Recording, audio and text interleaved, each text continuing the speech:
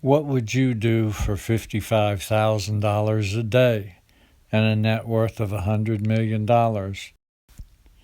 So, what do you do if you're a left-leaning propagandist, biased, everything you report is in one direction? How do you do damage control from time to time? Well, one of the ways you add credibility is come out after the fact, after the damage is done, after all the people are killed, after all the money is made, and then do a series called Why We Did It. After all that is done, then you can have Exxon give you permission to put out whatever you want.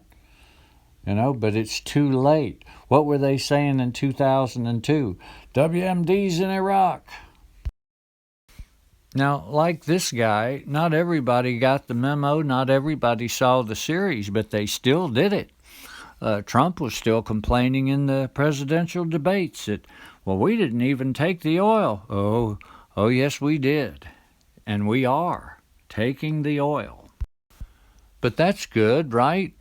For Maddow to come out and show the real reasons of why we did it. I mean, a propaganda network wouldn't do that, right?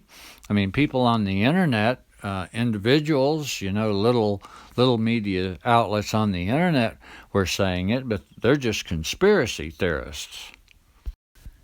It's simple. Look at the date. They did it in 2014. The damage is already done. The money's been made. The oil has been taken. They got permission to do it. Go ahead, say anything you want to say now. Back then, MSNBC was saying weapons of mass destruction in Iraq as much as anybody else. In 2030, they'll come out and say everything in Ukraine was wrong. Some people, and I would venture to say most people, are constitutionally incapable of being honest with themselves. If you ever wonder why those around you seem to be totally and completely allergic to truth, this spells out why. It's the only answer I know. I mean, I've seen people that cannot accept the smallest of truths.